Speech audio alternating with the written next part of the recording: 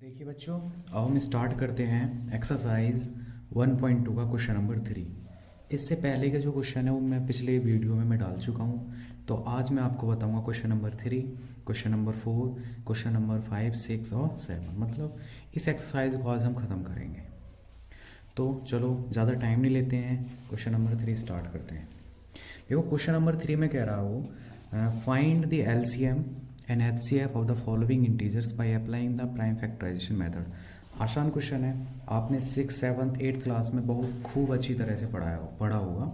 तो इसी को मैं बताता हूँ। क्वेश्चन नंबर 3 का फर्स्ट पार्ट है 12, 15 एंड 21। देखो आपने 6, 7, 8 में भी ये क्वेश्चन पढ़ा होगा, खूब अच्छी तरह से पढ़ा होगा। लेकिन मैं भी अब आपको इस तरह से पढ़ा रहा हूँ जैसे कि आपने अभी ये पढ़ा ही नहीं है, उस तरह से पढ़ाऊँगा मैं आपको।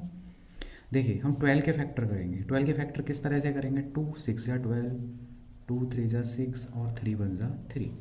उसी तरह 15 का किस तरह करेंगे? 3 5 जा 15 एंड 5 1 जा 5। 21 3 7 जा 21 एंड 7 1 जा 7। तो 12 को हम किस तरह से लिखेंगे?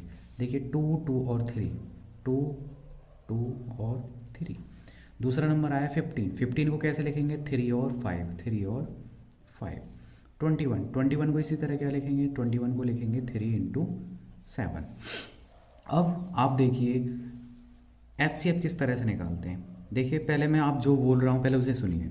एचसीएफ के लिए क्या है कि तीनों में जो चीज़ कॉमन आएगी वही हमारा एचसीएफ होगा। अगर कॉमन नहीं आएगी तो हमारा 1 एचसीएफ होगा। ठीक, अब हम देखते हैं 12 में इस 2 यहाँ पर है, 2 यहाँ पर नहीं है, यहाँ पर नहीं है, 3 यहाँ पर है, 3 यहाँ पर है, 3 यहाँ पर है। तो 3 ऐसा नंबर है जो हमें इन तीनों में ही मिल रहा है। तो तीनों में ही मिल रहा है, हमने 3 ले लिया। उसके बाद में देखते हैं कोई चीज़, ये अब इनमें कोई सा ऐसा नंबर नहीं है जो हमें तीनों में मिल रहा हो। तो हमारा सिर्फ एचसीएफ क्या आ जाएगा? बस यहाँ पर 3 ही आ जाएगा। ठीक, अब हम निकालते हैं यहाँ पर एलसीएम। एलसीएम का थोड़ा रूल अलग होता है। उसमें क्या होता है, पहले जो चीज़ कॉमन है वो आएगी। देखो ये 3 वाला है तो पहले जो तीनों में कॉमन है पहले वो लिया, उसके बाद तीनों में कॉमन मिलना बंद हो गया। अब उसके बाद देखते हैं हम 2 में कॉमन देखेंगे, किसी 2 में कॉमन आ रहा हो। 2 में भी, क्योंकि 7 यहाँ पर है, 7 यहाँ पर नहीं है, 5 यहाँ पर है, 5 यहाँ पर नहीं है, तो 2 में भी कॉमन नहीं आ रहा। इसके बाद क्या होता है, जो बचा हुआ पार्ट है वो सभी को लिख लेते हैं। जैसे ऊपर बचा हमारे पास 2 इंटू 2, सेकेंड वाले में 5 बचा और थर्ड वाले में 7 बचा। अब इन सब की मल्टीप्लाई कर दीजिए। इन सब की मल्टीप्लाई करेंगे, 5 2 जा 10, 2 जा 20, 23 जा 60 और 67 जा 420। तो हमारे पास एलसीएम मिल गया हमको 420 एंड एचसीएफ मिला हमको 3। इसके आते हैं अब सेकंड पार्ट पर। सेकंड पार्ट है हमारा 17, 23 एंड 29। इसके फैक्टर करते हैं। देखो हमें पता है 17 के कोई फैक्टर नहीं हो पाते हैं, तो 1 इंटू 17। 23 के भी कुछ फैक्टर नहीं होते हैं, तो इसको लिखेंगे 1 इंटू 23। 29 ये भी किसी से नहीं कटता है, सिर्फ अपने आप से ही कटता है, प्राइम नंबर है, तो 1 इंटू 29। एचसीएफ क्या लेंगे इसमें? मैंने बताया था अगर तीनों में या 2 में या 4 में या 5 में कुछ में भी अगर कोई भी चीज़ कॉमन नहीं आ रही है तो हमारा एचसीएफ 1 होगा। एलसीएम, पहले एलसीएम कैसे निकालते? पहले जो कॉमन हो वो लेंगे, फिर बचा कुचा वो लेंगे। तो कॉमन तो पहले ही कुछ नहीं आया तो वो हमने 1 ले लिया। अब बाकी का बचा हुआ है, ऊपर 17 बच गया है, दूसरे वाले में 23 बच गया और थर्ड वाले में 29 बच गया।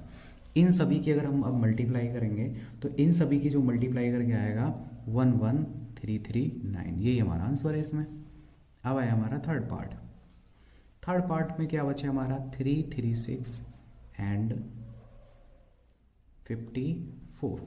फैक्टर करते हैं, यही है ना थर्ड पार्ट हमारा। नहीं थर्ड पार्ट ये नहीं है, सॉरी। थर्ड पार्ट है हमारा 8 9 एंड 25। देखिए इसको कैसे करते हैं। इसमें क्या है, 8 के फैक्टर करे हमने, 2 से काटा, 2 4 जा 8, 2 2 जा 4 एंड 2 1 जा 2। 9 को काटा हमने, 3 3 जा 9, 3 1 जा 3। 25 को काटा हमने, 5 5 जा 25 एंड 5 1 जा 5। 8 के हमने फैक्टर लिखे 2 2 2, 3 बार 2 2 लिख दिया हमने। 9 को लिखा हमने 3 इंटू 3। 25 को लिखा हमने 5 इंटू 5। एचसीएफ कैसे निकालेंगे? एचसीएफ के लिए क्या है, तीनों में कॉमन देखो, कुछ है कॉमन तीनों में, कुछ कॉमन नहीं है। तो एचसीएफ हमारा क्या आएगा यहाँ पर 1 आ गया। एलसीएम, एलसीएम में पहले तीनों में कॉमन हो उसे देखो, फिर दो में कॉमन देखो, दो में भी कोई चीज़ कॉमन नहीं है, फिर जो बचा हुआ है फिर वो सभी लिख दो। तो यहाँ पर क्या है, सारे के सारे सम नंबर ही लिखने पड़ेंगे। पहले ऊपर वाले लिख दो, फिर सेकंड वाले लिखो, और फिर थर्ड वाले लिखो।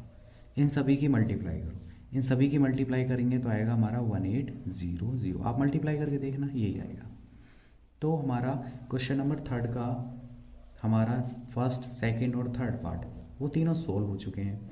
अब आते हैं हम क्वेश्चन नंबर 4 पर। देखिए, क्वेश्चन नंबर 4 को स्टार्ट करने से पहले मैं आपको बताता हूँ कि क्वेश्चन नंबर 4 में पूछ क्या रहा हो। गिवन दैट एचसीएफ, ये हमें एचसीएफ दिया हुआ है और एलसीएम हमें इसका निकालना है। चलो देखिए, पहले मैं इस क्वेश्चन को लिख लेता हूँ कि हमें क्वेश्चन नंबर 4 में हमें एचसीएफ 306 और 657 का हमको दिया हुआ है 9। हमें निकालना है इसका एलसीएम 306 और 657 का। अब देखिए इसको कैसे करेंगे। हमें क्या है, ये पहला नंबर है, ये दूसरा नंबर है, जो मैंने फॉर्मूला बताया था आपको पिछले वीडियो में। तो ये इसका, ये दो नंबर दिए हुए हैं और इनका एचसीएफ ये है। अब इन दोनों का एलसीएम निकालना है। इसका थोड़ा सा लिखने का तरीका वैसा हो गया है, मतलब फर्स्ट नंबर हमारे पास ये है, सेकंड नंबर हमारे पास ये है, उसका एचसीएफ ये है और इसका हमें एलसीएम निकालना। तो फॉर्मूला क्या था हमारे पास में, HCF multiply LCM equal first number multiply second number. HCF हमें क्या दिया हुआ है, इसका एचसीएफ हमें दिया हुआ है 9। एलसीएम हमें इसका निकालना है, इसे ऐसे लिख लेंगे। फर्स्ट नंबर क्या है हमारे पास 306 है, और सेकंड नंबर है हमारे पास 657। अब कैसे करेंगे हम, हमें एलसीएम निकालना है। एलसीएम इक्वल होगा 306 मल्टीप्लाई 657 अपॉन 9। अब इसे आप सोल्व करोगे, सोल्व करने के बाद जो एलसीएम जो निकल के आएगा 22338, ये निकल के आएगा। इनको ऊपर नीचे काट लेंगे, अगर नहीं कटेंगे तो इसमें इसकी मल्टीप्लाई करेंगे और 9 का हम इसमें डिवाइड कर देंगे। तो ये डिवाइड करने के बाद में हमें एलसीएम यहाँ पर ये मिलेगा। तो ये हमारा क्वेश्चन नंबर 4 कंप्लीट हो चुका है। अब आता है हमारे पास में अगला क्वेश्चन जो आता है, वो क्वेश्चन आता है क्वेश्चन नंबर 5। अब हम क्वेश्चन नंबर 5 कैसे करेंगे। क्वेश्चन नंबर 5 उसमें कह रहा है वो, check whether 6 to the power n can end with the digit 0 for any natural number n। तो इसको कैसे समझेंगे, मैं लिख देता हूँ इस क्वेश्चन को। हमें चेक करना है, क्वेश्चन नंबर है हमारा 5, check whether 6 to the power n can end with the digit 0 for any natural number n। देखिए, क्वेश्चन में अगर आप समझ जाओगे तो आप इसको बहुत आसानी से कर लोगे। वो कह रहा है कि अगर हम 6 to the power n कोई भी नेचुरल नंबर लेते हैं, मतलब n नेचुरल नंबर हमने ले लिया, 1 2 3 4, कुछ भी ले सकते हैं हम, कहीं तक भी ले सकते हैं। तो कह रहा है कि अगर हम जैसे लिया हमने 6 की पावर 1, 6 की पावर 2, 6 की पावर 3, 6 की पावर 4, तो कह रहा है क्या उसके पीछे एक जीरो आएगा जब से हम सोल्व करेंगे। तो इसको करने के दो तरीका है, मैं दोनों तरीका आपको बताता हूँ। आपको जो आसान लगे वो कर लेना, और जो आसान नहीं लगे वो मत करना। वैसे आपको दोनों ही तरीके आसान है, इसमें थोड़ा न्यूमेरिकल पार्ट होगा, और इस क्वेश्चन में क्या है, इधर के जो पार्ट में सोल्व करके दिखाऊंगा उसमें क्या है, आपको थोड़ा सा थ्योरेटिकल लिखना होगा। तो बच्चे क्या है, थ्योरेटिकल अगर लिखते हैं ना उसमें डर जाते हैं, लेकिन थ्योरेटिकल थोड़ा आसान होता है, बस वो उसमें लैंग्वेज होती है थोड़ी सी। तो देखो मैं इसको बताता हूँ पहले। तो कह रहा है n to the power 1 2 3 4, हमने सपोज किया कि n की वैल्यू हमने 1 ली, इस वाले पुट केस में 6 to the power n। तो 6 to the power 1 कितना आएगा हमारे पास 6। अब n की वैल्यू लेते हैं हम यहाँ पर 2, तो 6 to the power 2 इक्वल आएगा कितना, 6 into 6, मतलब 6 6 36। फिर लेते हैं हम n की वैल्यू यहाँ पर लेते हैं हम 3, 6 to the power 3, तो वो आएगा 6 into 6 into 6, 6 6 36, और 36 में अगर हम 6 की मल्टीप्लाई करते हैं 6 6 ज़ा 36, 6 6 3 ज़ा 18, 19 20 21, तो कितना है हमारे पास 216। तो एक चीज़ देखिए आप, 6 की पावर 1 ली, पीछे 6 आया, 6 टू दी पावर हमने 2 ली, पीछे इसके भी पीछे 6 आ रहा है, 6 टू दी पावर 3 ली हमने, इसके भी पीछे 6 आ रहा है, एन टू दी पावर लेंगे हम 4, 6 टू दी पावर 4, 6 6 6 और 6। तो जैसे कि इन दोनों के क्या 36, इन दोनों का क्या 36, फिर इस 6 का इस 6 के साथ करेंगे, 6 इंटू 6 वो भी आएगा 36। मतलब जो यूनिट डिजिट जो मिलेगा वो हमें हर बार 6 मिलेगा। और वो कह रहा है कि क्या कोई भी 6 की पावर लेने पर वो क्या पीछे डिजिट 0 आएगा, लेकिन 6 की पावर हमने 1 ली, 6 की पावर 2 ली, 6 की पावर 3 ली, 6 की पावर 4 ली, इसी तरह से हम लेते रहेंगे तो कभी भी पीछे 0 नहीं आएगा, 6 ही आएगा। सो यहीं पे लिख देंगे hence proved, hence prove 6 to the power never end with the digit 0 for any natural number. तो एक तरीका तो हमारा ये हो गया। अब आते हैं हम सेकंड मेथड पे, जो मेथड इस वाले मेथड से ज़्यादा बेटर है, तो वो मैं बताता हूँ आपको। देखिए अब एक चीज़ समझिए, 0 किस किस नंबर के पीछे आता है। जैसे कि मैंने लिखा if any number ends with digit 0, अगर कोई भी नंबर 0 पर ख़त्म होता है, जैसे कि 40 ले लिया हमने, जैसे कि हमने लिया 40, हमने लिया 30, हमने लिया 20, अगर कोई भी डिजिट 0 पर फिनिश होता है तो मतलब ये मैंने आपको वैसे एग्जाम्पल बताए हैं, तो इट शुड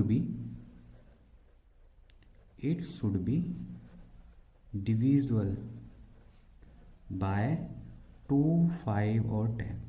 अगर किसी भी नंबर के पीछे 0 आता है तो या तो 2 से कटेगा, या 5 से कटेगा, या फिर 10 से कटेगा। मतलब इनसे कटना चाहिए, वो 2 से भी कटना चाहिए, 5 से भी कटना चाहिए और 10 से भी कटना चाहिए। अगर किसी भी डिजिट के पीछे, नंबर के पीछे हमारे पास में अगर 0 आता है तो ये लैंग्वेज हमने फर्स्ट पॉइंट ये लिखा, हमने ये वाला पॉइंट लिखा।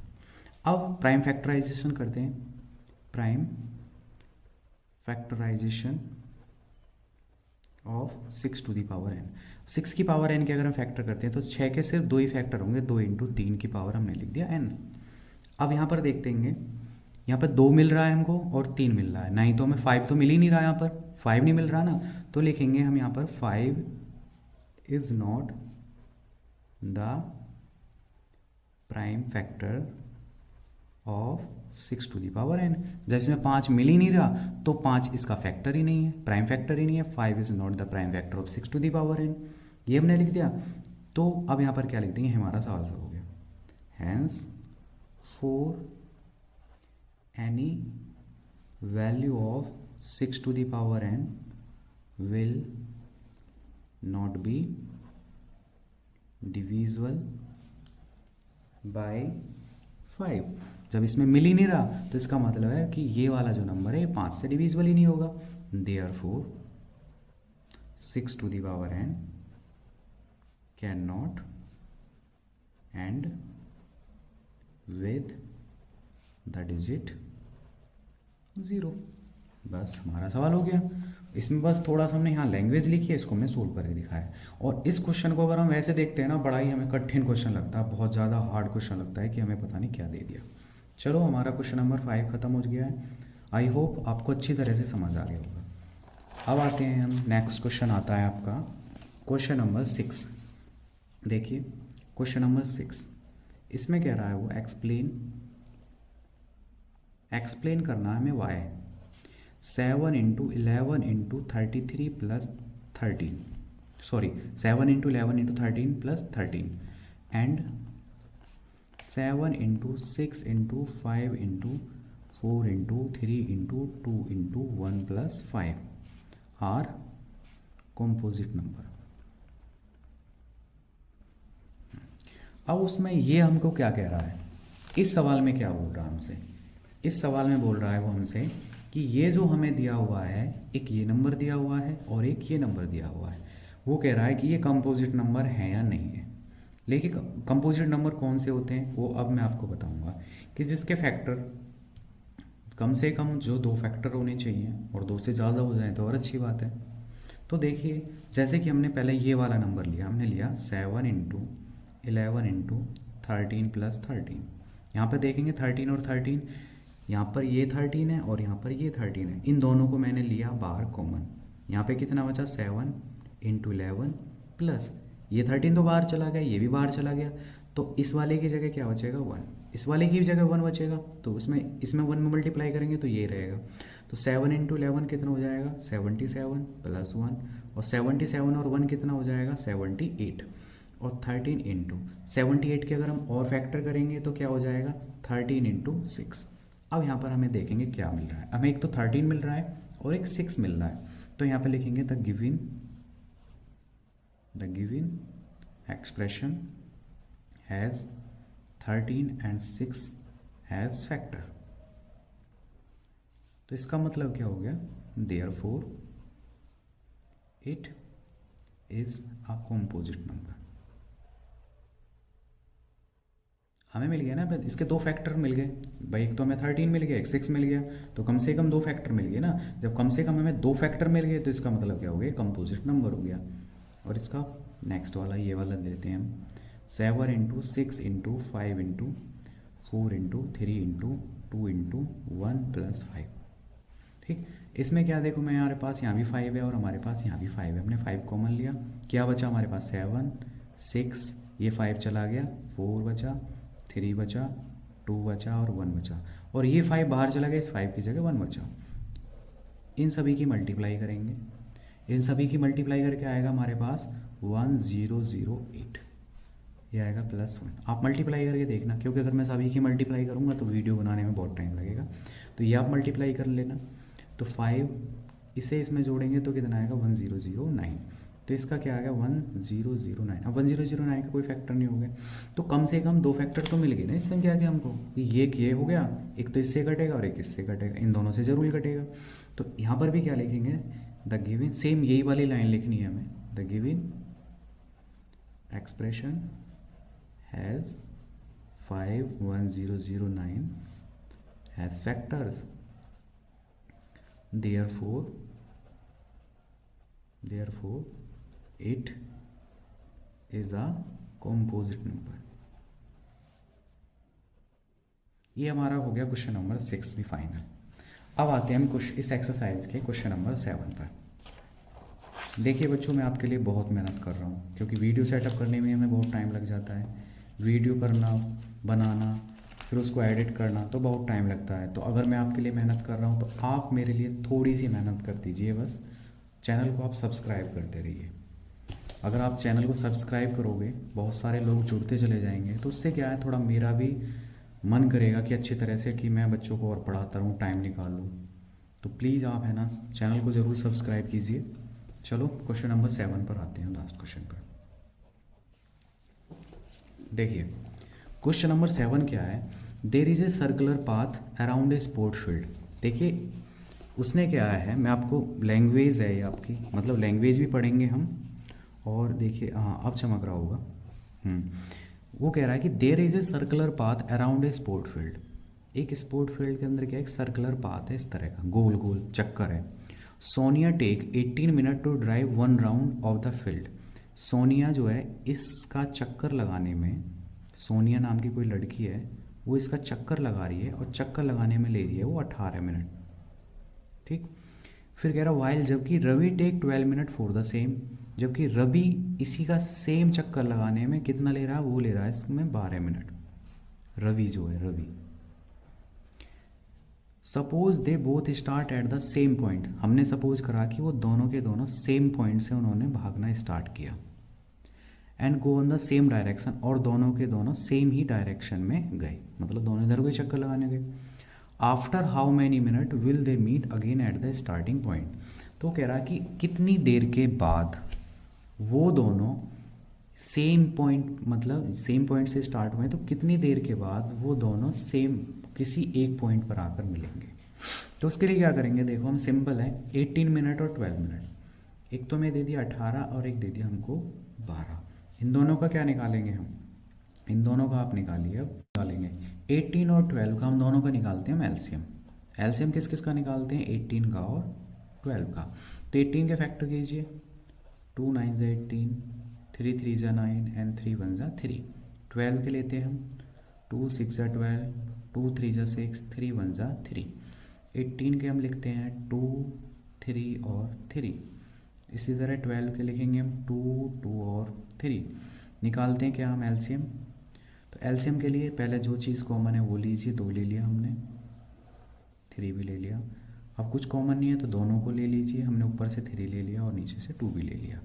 2 3 ज़ा 6, 3 2 ज़ा 6 और 6 6 ज़ा 36 मिनट। इसका मतलब है कि वो 36 मिनट बाद वो दोनों फिर सेम पॉइंट पर आकर, वो एक जगह मतलब एक पॉइंट पर वो आकर मिलेंगे आपस में। क्योंकि ये जब रवि 12 मिनट ले रहा है, इसका मतलब ये तेज़ दौड़ रहा है, सोनी अगर 18 मिनट ले रही है तो वो मंदा दौड़ रही है। लेकिन एक ऐसा टाइम आएगा कि 36 मिनट के बाद वो मतलब एक पॉइंट पर वो आकर वो मिलेंगे। तो 36 मिनट आंसर हो गया। तो ठीक है बच्चों, ये एक्सरसाइज आपकी ख़त्म होती है। उसके बाद में हम नेक्स्ट एक्सरसाइज में जो बातें करेंगे वो करेंगे, वेरी इंपॉर्टेंट एक्सरसाइज है वो 1.3। और 1.3 के इम्पोर्टेंट मतलब एग्ज़ाम के पॉइंट ऑफ व्यू से 1.3 के जो क्वेश्चन होते हैं बहुत ही ज़्यादा इंपॉर्टेंट होते हैं। तो नेक्स्ट वीडियो में हम 1.3 ख़त्म करेंगे और एक वीडियो हम 1.4 के लिए लगाएंगे। Okay, thank you.